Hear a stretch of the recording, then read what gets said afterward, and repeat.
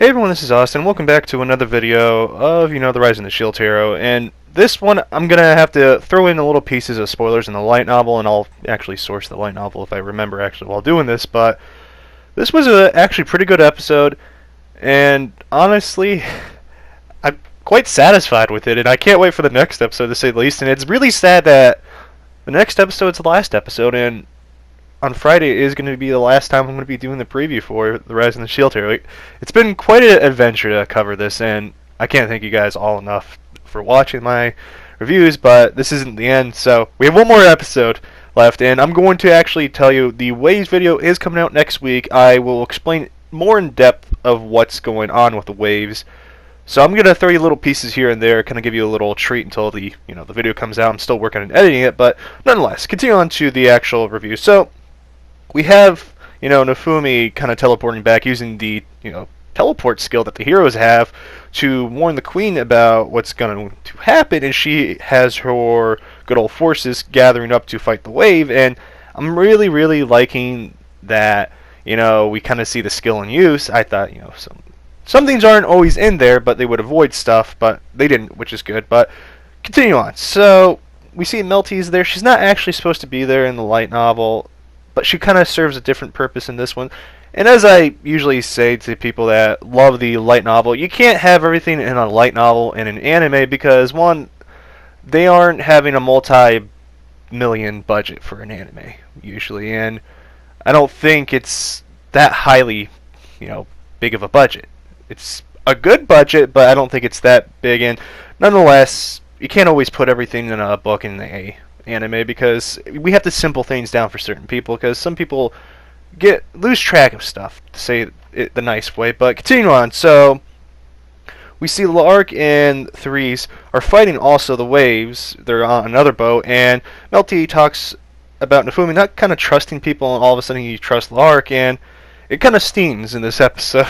I already knew this was going to happen, and as I said, I try to keep quiet about it because I think this is one of those things you guys are better off experiencing yourself. As I said, I will try to spoil things that won't, per se, ruin an experience. But anyway, so we see Larc kind of avoid Nofumi when he looked over to him. This is building up to what happens, and we see obviously the flashback, and all of a sudden we see the cask bombs being dropped in the water, and we know the fruit that Nofumi was eating was put in them.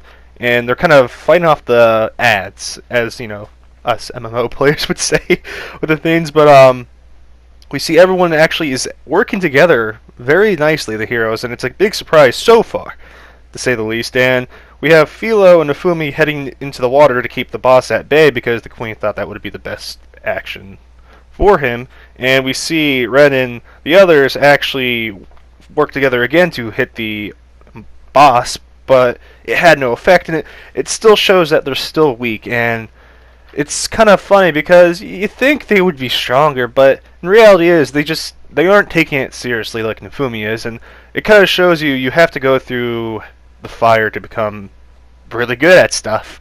And you can quote me on that one.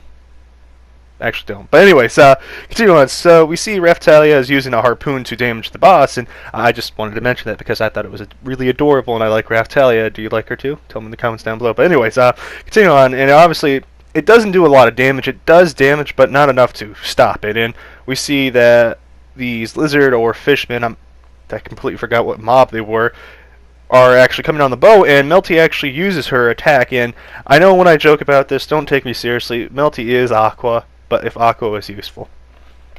Yeah. But we see that she ends up getting taken away into the water, and a lot of people thought, Melty was going to die. I'm like, no, I don't think they would do something that stupid. And Larc comes out of nowhere to save her, and it shows that Larc is a really cool guy. He puts people first. He's kind of like Nofumi, and he's a good guy, honestly. And I know a lot of people won't agree with me with this that are only anime watchers and manga readers.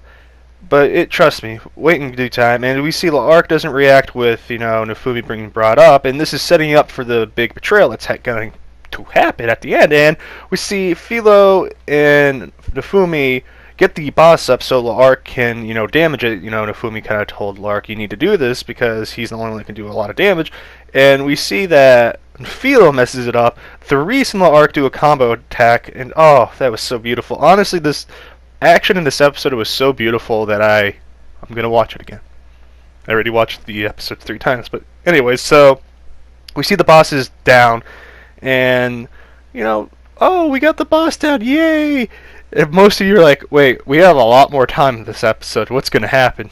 Oh, it's been setting it up, little by little, make sure you pick it all up, kind of thing, but, we all of a sudden see Larc know about Nafumi being the shield hero. All of a sudden, he kind of had the battle within himself, because it's quite hilarious, because Larc does, like Nafumi as a person, and he didn't want to fight Nafumi, as we saw later on, and it's just, their relationship is quite amazing, honestly, in the light novel, and I really like Larc, I'm going to be honest with you guys. He's quite a cool character, and I know, as a manga people and anime only won't understand where I'm coming from, pick up the light novel, it's pretty good, to say the least, but anyways, continue on. So, we see Larc just call the other heroes weak, just like Glass, and, I mean, he's not wrong. He isn't wrong. Don't at me, kind of thing. And Larc, as I said before, didn't like the fact that Nafumi was the shield hero, because now he has to go and kill him.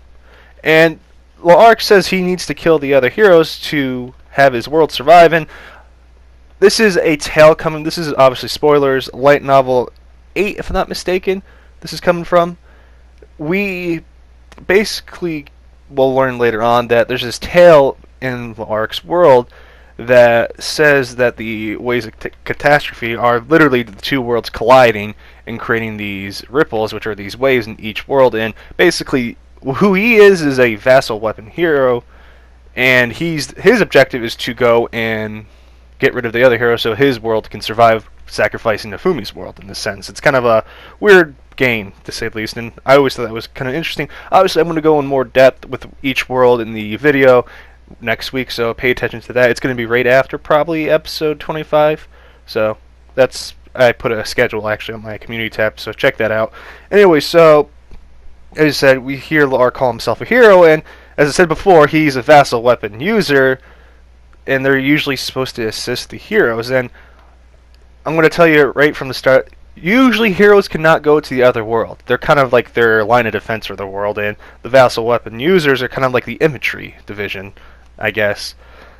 That's the best way I can put it without going too much in depth, but we see, obviously, Larc talk about how he can't afford to lose, because if he loses, his world will be destroyed, kind of thing, and Therese and him, Therese uses a meteor attack, I thought was pretty cool, and, sets up a barrier. She's no one to be, trifling with. She's quite skilled at what she does, and we see Larc, being the good guy he is, he doesn't want to kill Philo and Raphtalia, and as I said, it's one of those situations that suck, because you're forced in this situation that you have to do what you have to do, and it's not all rainbow and sunshine. That's what I like about this isekai. That's kind of what sets it apart from other things. It's brutal. It's like ReZero. Stuff sucks. You got to do things to survive, though. And continue on with the whole thing. Basically, Larc goes and then tries to deal damage to Nafumi, and it obviously Nafumi uses the Soul Eater shield, and it doesn't hurt him, but it takes his MP away. And before, I know some of you may be upset if I don't mention this, so I'm going to mention this. I love that, good old his skill, Larc's skill with the dual sights pop up to, counteract Raphtalia and Philo. That was quite cool, honestly, and it's good to see all these skills animated finally. And obviously we have a little moment after for Risha's, little introduction that we got, and I'm kind of happy they're showing more of her, because it's starting to give me hope about Season 2. And I know a lot of you in the last video and the preview video asked me about, oh, why is this and that. She's such a crucial character for Season 2 that it would be weird for her not to be shown as much. And I think I know which way they're going to go with it, but I won't say it in this video. But anyways, we see Nafumi all of a sudden suffer damage from, Larc, and we see that the crystal that Therese is using, that Nafumi gave her, doesn't want to fight, good old Nafumi. And as I said, I'm going to give you little details of why. Spoiler, light novel 8.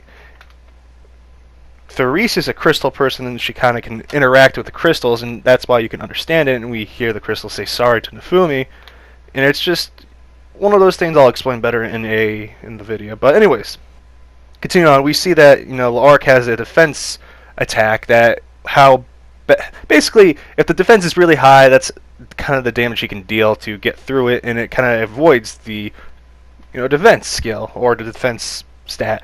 And it's quite an interesting skill because you don't see it too much in actual MMOs sometimes, and it kind of makes me upset, especially when I go and decide to go play Terra for some reason. But continue on. We see Melty arrive with, good old Risha, and I love her little whine, the fa kind of thing. It makes me feel warm inside, to say the least. But, man, let me tell you, Melty came there, you better win, Nafumi. Okay, I got you, kind of thing. And Larc and Nafumi kind of talk about their ace in the hole. And this kind of shows the chemistry they have. And I'm very happy they didn't just make him a straight-out villain, kind of how the manga made him look like. That's kind of why I kind of stay away from the manga now. But we see that good old Raftalia is doing work, and we see the combo attack that Nafumi, Philo, and Raftalia were doing didn't really work, but it did damage, Larc. And let me tell you, Nafumi set up a pretty good trap with his combo, and we see that Therese Nafumi thinks Therese is a hero. She isn't a hero, she's assisting Larc. I just want to clear that up before anyone gets confused, because that's my job, to avoid confusion most of the time. Sometimes I don't do it good, so I apologize. But we see after someone comes back, everyone was asking me, when's Glass coming back? She's here. Glass is here, and I was so happy to see her again. I know a lot of you were actually fans of her, and there you go. I told you to wait. Good things come to people that wait. And basically, Glass attacks Nafumi, and Glass basically tells Larc, yeah, Nafumi's not taking you seriously. He hasn't used his actual skill. And I'm just like, yeah. As I said, it shows Nafumi does like Larc, and he doesn't want to do it either. You're pitting two people that don't want to fight together, and it shows. I do love the spirit that Larc has with fighting. He enjoys it. He doesn't take anything personal, kind of thing. Great episode, honestly. I enjoyed it. I hope the next episode is going to have a good medium. I think we're going to get through the fight, and we're going to have a little piece after to set up the next season. Honestly, I do think we're going to get another season seeing this episode. I know a lot of people don't want to see certain things happen because, as I said, the anime will never be able to be what the light novel is. The light novel is, if you really like the series, you want more details, that's usually how it works. And if you want me to make a video about light novel, web novel, and manga to explain why the way they are, just let me know. But anyways, great episode. Raftalia was adorable as usual. Philo was doing work. Melty wasn't supposed to be there, but she still served some kind of purpose. Risha kind of got shortcutted, but I don't think they're going to show her quite just yet because she's going to be quite crucial probably in the next episode. But overall, pretty good to see all these attacks from the light novel and manga animated finally. Can't wait, honestly, for the next episode. I know I'll have the preview out on Friday for you guys, so stick around for that one, and I'll see you guys later. This has been Austin, and I'm signing out.